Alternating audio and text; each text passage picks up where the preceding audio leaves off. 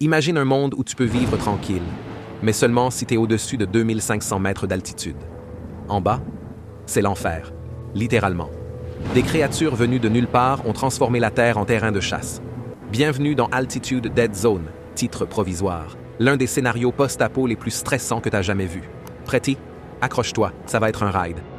Dis-moi dans les commentaires, toi, tu serais capable de vivre dans les montagnes, coupé du monde, juste pour survivre? 3 ans après une attaque éclair de monstres mystérieux, l'humanité est quasi rayée de la carte.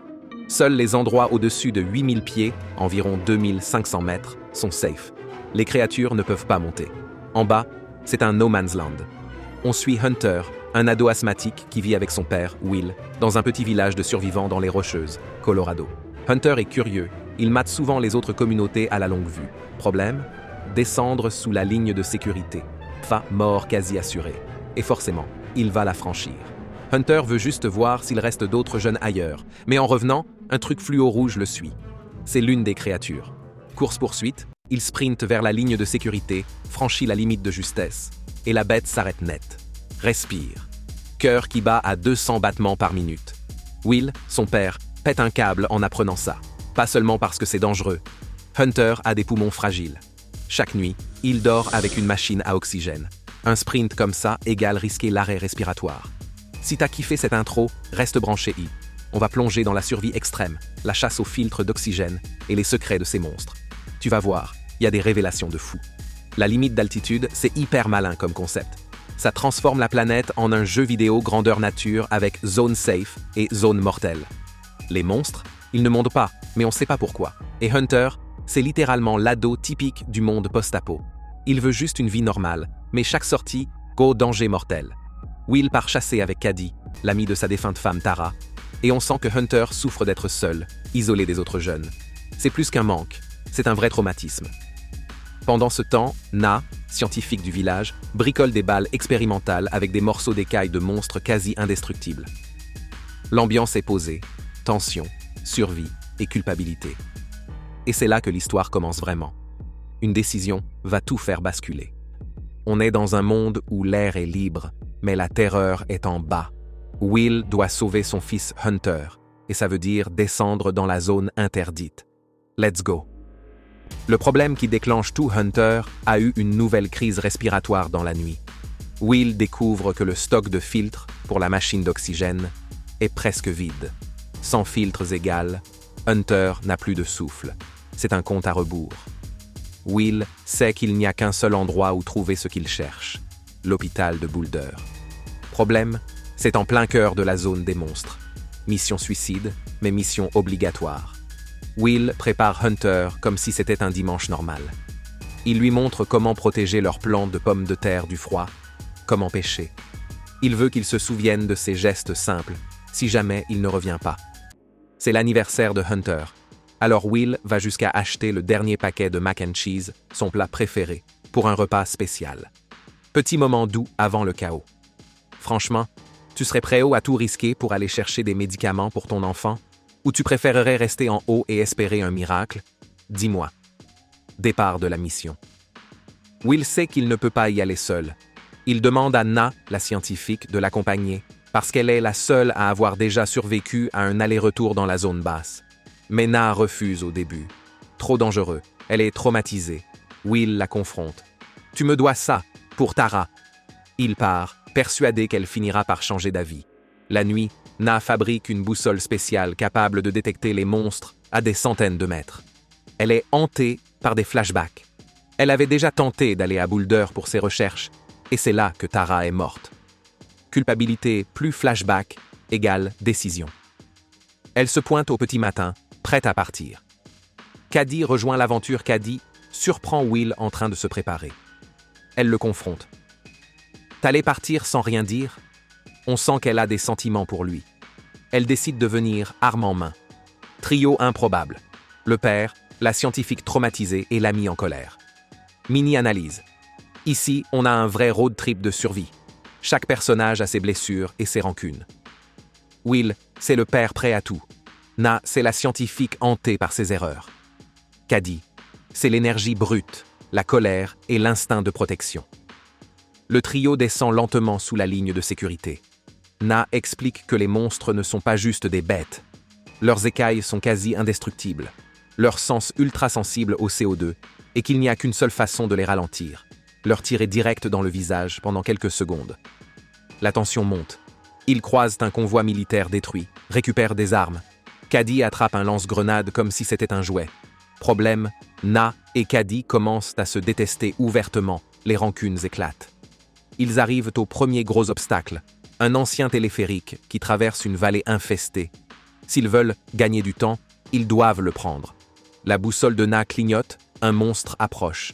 Will court réactiver la machine pendant que Caddy et Na se préparent à se battre. La tension est à son maximum. Les monstres arrivent. Est-ce qu'ils vont réussir à prendre le téléphérique? Imagine, tu veux juste sauver ton fils et tu te retrouves face à une créature que même les balles ne stoppent pas. La boussole de Na clignote en rouge. Un monstre est juste derrière eux, invisible dans la forêt. Caddy veut fuir vers la montagne, mais Na crie « Pas le temps !» Will fonce au poste de contrôle du téléphérique, active l'alimentation. Ça grince, ça démarre. Les deux femmes prennent position. Caddy sort son lance-grenade, Na son arme. Boum.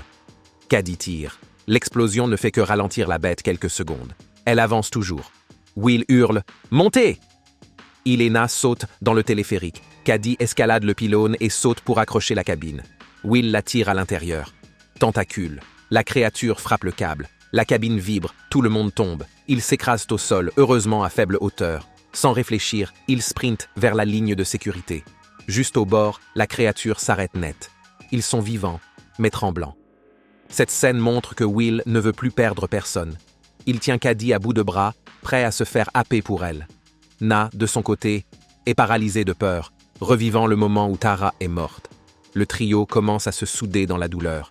Franchement, à votre place, vous auriez sauté dans le vide pour attraper ce téléphérique, ou vous auriez couru. La nuit tombe. Ils s'abritent dans une cabane du vieux resort. Autour d'une bouteille de whisky, Na explique pour la première fois « Les monstres ne mangent pas les humains. Ils ignorent totalement les animaux. Ils ne dorment jamais. Ils s'arrêtent net à 8000 pieds. C'est plus qu'un mystère. C'est presque programmé. » Will, en flashback, se revoit supplier Tara de ne pas partir. Il accuse encore Na d'avoir mené sa femme à la mort. Le lendemain, ils atteignent un tunnel de mine qui traverse la montagne. Problème. Si les entrées et sorties sont au-dessus de la zone sûre, le milieu plonge en dessous. Na panique. Les monstres viennent du sous-sol, Will. C'est leur terrain, pas le nôtre. Ils peuvent sentir le CO2 dans le noir. Malgré tout, ils strappent leurs casques et lampes, prennent une grande respiration et entrent dans l'obscurité. La boussole devient inutile. L'air est lourd. Dans le noir, ils avancent lentement. La tension est insupportable. Au loin, une lueur rouge. Caddy chuchote. « On court ?» Will hoche la tête. Ils se mettent à courir. Et là, tout bascule. Le monstre est dans le tunnel. Est-ce que tout le groupe va s'en sortir? Tu crois être en sécurité? Et soudain, l'horreur surgit du sol. Aucun bruit n'est plus sûr. Dans la mine, ils progressent lentement. Les mains sur les lampes, respirant à peine pour ne pas révéler leur CO2 au monstre. Une lueur rouge tremble au fond du tunnel. Caddy ouvre la voie. Elle découvre un tentacule géant qui bloque le passage. Sans réfléchir, elle tire avec le lance-grenade. L'explosion secoue le tunnel, mais ne stoppe pas la créature. Will et Na se figent, horrifiés. La créature les a détectés. Ils rampent dans un espace étroit, mains tremblantes. Le monstre avance lentement, sentant leur respiration. Caddy se retrouve face à face avec un autre monstre qui surgit de l'ombre. Sans avertir, elle sacrifie sa vie pour distraire la créature, permettant à Will et Na de s'échapper. Explosion, cris, tentacules. Caddy est emporté. Will hurle « Caddy !» Na serre les dents, en colère et paralysé par la peur. Ce sacrifice est un tournant émotionnel. La survie a un prix. Sérieux, vous auriez risqué votre vie pour sauver vos amis comme Caddy? Dites-moi dans les commentaires. À l'extérieur, Nina explique une hypothèse. Les écailles des monstres génèrent un champ électromagnétique. Si elle pouvait concevoir une balle capable de le perturber, la créature exploserait de l'intérieur. C'est la clé pour battre ces machines monstrueuses. Le trio sort enfin du tunnel, blessé et choqué. Will serre dans ses bras le sac avec les filtres d'oxygène pour Hunter. Mais au loin, une silhouette se déplace. Un monstre revient à la charge. La bataille pour la survie est loin d'être terminée.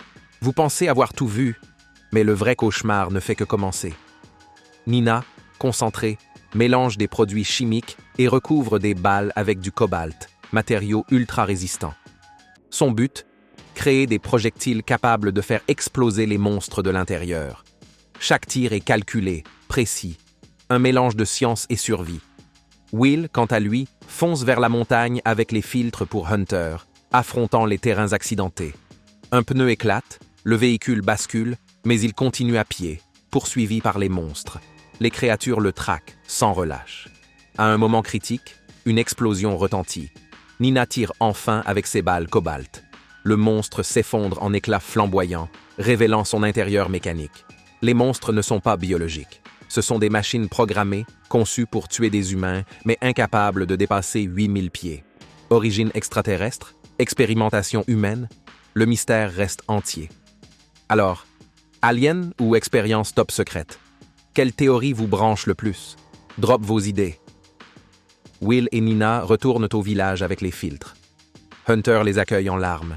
Na hisse un drapeau pirate pour signaler la victoire et inspirer d'autres communautés.